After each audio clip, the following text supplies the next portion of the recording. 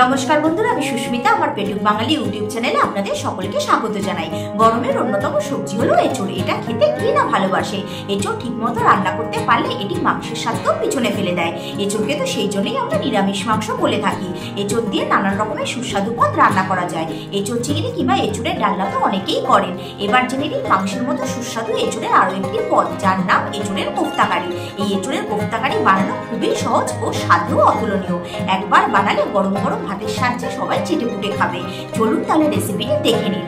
আমার আজকের রেসিপিটি আপনাদের ভালো লেগে থাকলে অবশ্যই একটি লাইক, কমেন্ট ও শেয়ার করে দেবেন আপনাদের ফ্যামিলি ও ফ্রেন্ডসের মধ্যে। আর আমার চ্যানেলে যারা নতুন বন্ধুরা রয়েছেন, যারা এখনো আমার চ্যানেলটিকে সাবস্ক্রাইব করেননি, তারা প্লিজ আমার চ্যানেলটিকে সাবস্ক্রাইব করে বেল আইকনটিকে প্রেস করে দেবেন আমার নিত্য নতুন ভিডিওর আপডেট সবার আগে পাওয়ার জন্য। কি বন্ধুরা, এই কোফতাকারি দেখেই লোভ লাগছে তো? এই দুর্দান্ত স্বাদের এঁচোড়ের কোফতাকারি যাকে খাওয়াবেন তারাই আপনার তারিফ করবে। উপকরণ হিসেবে কি কি লাগছে দেখে নিন বন্ধুরা।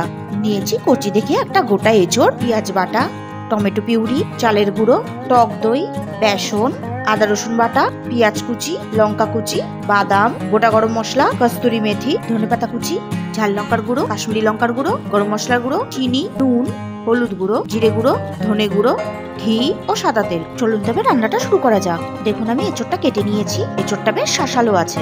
এবার এঁচোড়টাকে এরকম ছোট ছোট টুকরো করে কেটে ধুয়ে নিয়েছি। তার সাথে দুটো আলু এরকম খোসা ছাড়িয়ে নিয়েছি। এবার প্রেসার কুকার নিয়ে তার মধ্যে দিয়ে দিলাম আলু, কেটে রাখা এঁচোড়গুলো।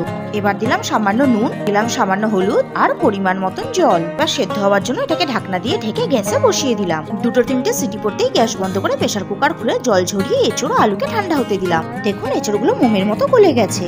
এবার গ্যাসে প্যান বসিয়ে বাদাম দিয়ে শুকনো খোলায় ভেজে নিলাম। আপনারা চাইলে তেলেও ভেজে নিতে পারেন। এবার সেদ্ধ করে রাখা এঁচোড় আলুকে হাতের সাহায্যে ভালো করে ম্যাশ করে নিলাম। এখন এর মধ্যে একে একে দিলাম 1 টেবিল স্পুন আদা রসুন বাটা, লঙ্কা কুচি, ধনেপাতা কুচি, স্বাদ মতো নুন, 1 টিস্পুন চিনি, 1/2 টিস্পুন হলুদ গুঁড়ো, 1 টিস্পুন জিরে গুঁড়ো, 1 টিস্পুন ধনে গুঁড়ো, 1/2 টিস্পুন ঝাল লঙ্কার গুঁড়ো, 1/2 টিস্পুন কাশ্মীরি লঙ্কার গুঁড়ো, 1/2 টিস্পুন গরম মশলার গুঁড়ো, 2 টেবিল স্পুন বেসন ও 2 টেবিল স্পুন চালের গুঁড়ো দিয়ে সবটা ভালো করে মিশিয়ে নিয়ে দিয়ে দিলাম ভেজে রাখা বাদাম কুচি। এই বাদাম কুচি দিলে কোফতার স্বাদটা খুব ভালো হয়। এবার পুনরায় সবটা ভালো করে মিশিয়ে নিলাম। এখন হাতে সামান্য সর্ষের তেল নিয়ে দু হাতে ভালো করে মাখিয়ে নিলাম। এবারই এঁচোড়ের মিশ্রণটা থেকে কিছুটা মিশ্রণ নিয়ে হাতের সাহায্যে পাকিয়ে গোল গোল বল বানিয়ে নিলাম। তবে আপনারা চাইলে লম্বা কিংবা চ্যাপ্টা যে কোনো শেপই দিতে পারেন। এইভাবে আমি সবকটা কোফতা বানিয়ে নিয়েছি। এবার আমি কোফতাগুলোকে ভেজে নেব। তার জন্য গ্যাসে কড়াই বসিয়ে দিয়ে দিলাম পরিমাণ মতন সাদা তেল। তেল গরম হয়ে গেলে একে একে কোফতাগুলো তেলে ছেড়ে দিলাম। এবার ধৈর্য ধরে কোফতাগুলোকে সুন্দর করে গোল্ডেন কালার করে ভেজে নিতে হবে। কোফতাগুলো সুন্দর করে ভাজা হয়ে গেছে। এবার কোফতাগুলোকে আমি তেল ছেঁকে তুলে নিলাম। এইভাবে একে একে আমি বাকি কোফতাগুলোও ভেজে নিলাম। তবে মনে রাখবেন বন্ধুরা, কোফতাগুলো ভাজার সময় গ্যাসের ফ্লেম কিন্তু মিডিয়ামে রাখতে হবে। নইলে কোফতাগুলো বাইরে থেকে ভাজা হয়ে যাবে কিন্তু ভেতরটা কাঁচা থেকে যাবে। আমার সবকটা কোফতা ভাজা হয়ে গেছে। এবার তেল কিছুটা কমিয়ে নিয়ে ওই কোফতা ভাজা তেলেই ফোড়ন হিসাবে দিলাম তেজপাতা, শুকনো লঙ্কা, বড় এলাচ, দারচিনি, ছোট এলাচ, লবঙ্গ ও সামান্য গোটা জিরে। ফোড়নটাকে এবার একটু নেড়ে চেড়ে নিলাম। ফোড়ন থেকে সুন্দর গন্ধ বেরিয়ে এসেছে। এখন আমি এর মধ্যে দিয়ে দিলাম পেঁয়াজ কুচি। এবার নেড়ে চেড়ে পেঁয়াজ কুচিটাকে হালকা করে ভেজে নিলাম। পেঁয়াজ কুচিটা কাঁচ হয়ে গেছে। এখন আমি এর মধ্যে দিয়ে দিলাম পেঁয়াজ বাটা। পেঁয়াজ বাটা দিয়ে ভালো করে নেড়ে চেড়ে মিশিয়ে নিয়ে দিলাম 1 টিস্পুন হলুদ আর 1 টিস্পুন নুন। নুন হলুদ দিয়ে পেঁয়াজটাকে 1 মিনিট কষিয়ে নিয়ে দিলাম আদা রসুন বাটা।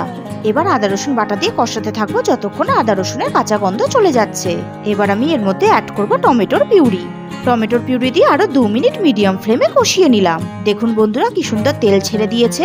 এবার দিলাম 1 টেবিল স্পুন কাশ্মীরি মির্চ, 1/2 টেবিল স্পুন জিরে গুঁড়ো, 1/2 টেবিল স্পুন ধনে গুঁড়ো, 1/2 টেবিল স্পুন ঝাল লঙ্কার গুঁড়ো, 1 টেবিল স্পুন হলুদ গুঁড়ো ও স্বাদ মতো নুন। এবার সমস্ত মশলাটাকে ভালোভাবে নেড়েচেড়ে মিশিয়ে নিয়ে দিলাম সামান্য জল। এবার গ্যাসের ফ্লেম লোতে রেখে মশলাটাকে কিছুক্ষণের জন্য কষিয়ে নিলাম।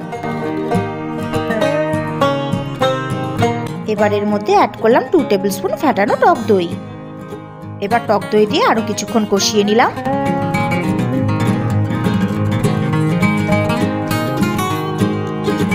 দেখুন মশলা থেকে কি সুন্দরভাবে তেল ছেড়ে দিয়েছে। এখন আমি এর মধ্যে অ্যাড করে দিচ্ছি গরম জল। জল দিয়ে মশলাটাকে ভালো করে নেড়েচেড়ে মিশিয়ে নিলাম।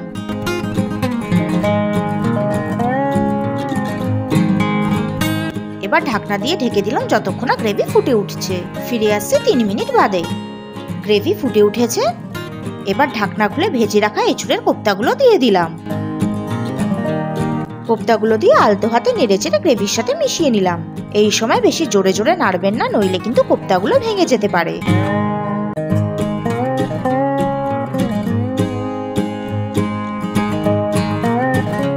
এবার ঢাকনা দিয়ে ঢেকে 2 মিনিট রান্না করে নেব। ফিরে আসছে 2 মিনিট বাদে। ঢাকনা খুলে এবার ওপর থেকে ছড়িয়ে দিলাম সামান্য কস্তুরি মেথি।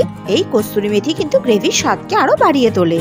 এবার ওপর দিয়ে ছড়িয়ে দিলাম সামান্য ফ্রেশ ধনেপাতা কুচি, আর দিলাম 1 টিস্পুন ঘি এবং 1/2 টিস্পুন গরম মশলার গুঁড়ো। এবার আলতো হাতে এই সমস্ত কিছুকে একবার নেড়েচেড়ে মিশিয়ে নিলাম।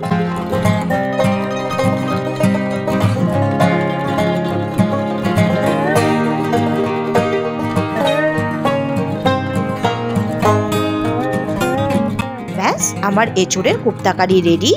এবার আমি ঢাকনা দিয়ে ঢেকে 2 মিনিটের জন্য স্ট্যান্ডিং পয়েন্টে রেখে দেব।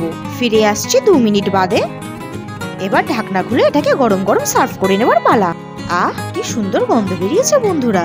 রবিবার মানেই ছুটি, সীমাহীন আনন্দ আর তার সাথে জমিয়ে খাওয়া দাওয়া।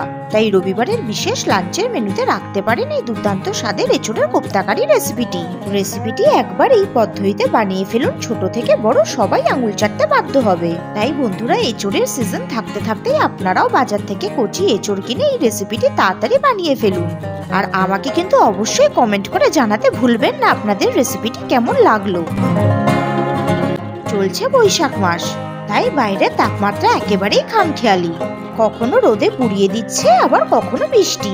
বিকেল হলেই কালবৈশাখীর দাপটে আবহাওয়া একেবারে ঠান্ডা হয়ে যাচ্ছে। তাই গরম হোক কিংবা বৃষ্টি, বাঙালি ছুটির দিনের লাঞ্চ জমজমাট হবেই যদি রেঁধে ফেলেন এঁচোড়ের এই লোভনীয় পদটি। তো দেখলেন বন্ধুরা, রেসিপিটি বানানো কতটা সহজ। এইরকম নিত্য নতুন ভিডিওর আপডেট সবার আগে পেতে চাইলে আমার পেটুক বাঙালি চ্যানেলটিকে অবশ্যই সাবস্ক্রাইব করে নিতে হবে। আর আপনারা অনেকেই ভিডিওটি দেখেন কিন্তু ভিডিওটি লাইক করতে ভুলে যান। তাই আপনাদের কাছে আমার একটাই অনুরোধ, আপনারা প্লিজ ভিডিওটিকে একটি লাইক করে দেবেন। আপনাদের এই একটি লাইক আমাকে নিত্য নতুন ভিডিও বানানোর জন্য মোটিভেট করে। এই এঁচোড়ের কোপ্তা কারি গরম গরম ধোয়া ওঠা ভাতের সাথে কিংবা বাসন্তী পোলাওয়ের সাথে খেতে জাস্ট অসাধারণ লাগে। আমি আজ গরম গরম ধোয়া ওঠা ভাতের সাথে এঁচোড়ের কোপ্তা কারি ট্রাই করে দেখব।